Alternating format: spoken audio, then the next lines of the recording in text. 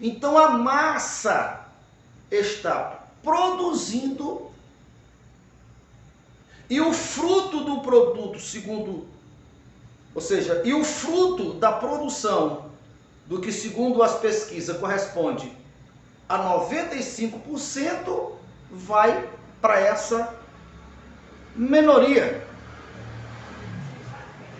Entende? Então veja em que nisto há escravidão. Percebe que a escravidão é uma forma sutil, mas é semelhante do povo de Deus lá no Egito, sendo escravo de Faraó. É a mesma coisa. Entende isso? Então, mas tem mais um agravante, vamos analisar. Aqueles 5% que segundo eles são os a Matrix, né? São os dominantes, são os que controlam o mundo, aí dá vários nomes para eles, né? Então veja só, muitos deles, eu digo muitos porque eu sei que tem homens que estão por trás de grandes empresas, de grandes negócios, mas quem comanda lá é Cristo. Eu sei que tem muitos, mas estão focando, pontuando esse outro. Então veja só, quando lá em cima, no topo da cadeia, quem está lá não é temente a Deus, Deus não tem acesso aos seus recursos, Deus não tem acesso, sabe, àquela empresa, esse resultado, esse fruto desse 95% é que alimenta o pecado, é que alimenta a cadeia da morte. E é essa cadeia que, pelo fato do espírito que está no todo, começando de lá, porque é um corpo, percebe que é um corpo, cabeça, corpo. Não existe corpo sem cabeça, não existe cabeça sem corpo.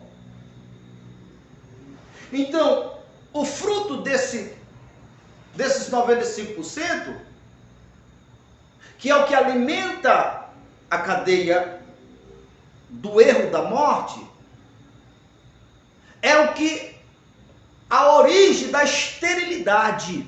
Porque lembra que Jesus disse: a vida está no Espírito. Isso quando é o Espírito de Deus. Então, a pessoa sai de casa, já sai programado para trabalhar, fazer parte de um corpo, tem um cabeça, tem um plano. Ele sai já com esse propósito para lá. Ele não está vivendo a vida dele. Ele vai produzir. Aquele que está lá, que colhe os frutos, não é temente a Deus. Alimenta o erro, e o erro é o que mantém a esterilidade no mundo, dando a entender, parecendo que não tem o suficiente para todo mundo, mas não tem porquê. Porque não estão produzindo. Por que não estão produzindo? Porque não tocaram na fonte. Porque não tocaram em Deus. Porque o espírito que está lá é o espírito do anticristo. É o espírito da besta, da esterilidade. Estão compreendendo com facilidade? Então, é aquilo que Jesus disse. Vocês não percebem que enquanto vocês estão conseguindo uma camisa, uma roupa, um pouco para comer, vocês dão algo de maior valor, que é a vida. Porque vocês estão debaixo do que Jesus chamou do Senhor Mamon. Precisamos entender o seguinte: o que define o amor ao dinheiro, o Deus do dinheiro, o Mamon, não é a quantidade. Salomão era um homem rico, Davi era um homem rico, mas Davi não foi taxado como amante ao dinheiro ou como estava servindo a Mamon. Não, pelo contrário, um homem que tem muitos recursos e ele é servo de Deus, o dinheiro dele também é servo de Deus. Entende isso? Agora, uma pessoa, mesmo uma pessoa que não tem muito, que ganha pouco, como essa massa que eu estou falando, e ele é obrigado a trabalhar, como é que ele vai servir ao Senhor? Porque ele não tem liberdade. Ele está servindo a Mamon. Porque não tocaram na fonte. De qual fonte nós estamos falando? Aquela fonte que Pedro tirou, a pescaria maravilhosa, que a viúva de Elias, o azeite multiplicou. Isso não é uma brincadeira, isso não é uma coisa, não é um fato histórico. Não é um fato histórico. Amém? Eu comecei perguntando, é possível um homem e uma mulher gerarem filhos sem ter intimidade? É lógico que não. É impossível. Então vamos lá.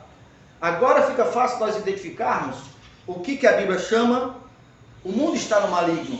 Porque esse corpo, esse modelo de escravidão, de esterilidade, que faz a terra não produzir, é tido como, sabe, o anticristo, a besta, que é o que alguns chamam da Matrix.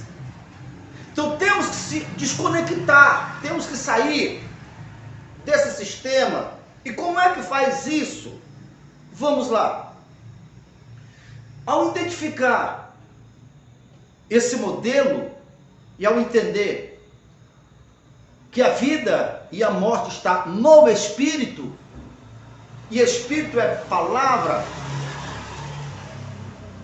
eu vou abrir um parênteses aqui para complementar. A Bíblia é muito clara em dizer: o céu pertence ao Senhor, mas a terra Ele os entregou aos filhos dos homens. O que isso significa? Você vê na Bíblia algumas declarações assim: o reino de Deus e o reino dos céus. Tem diferença? Tem. O reino de Deus, você veja, o próprio Jesus diz: o Pai é maior do que eu. O que eu tenho foi o Pai que me deu. Então o reino de Jesus é assistido por Deus.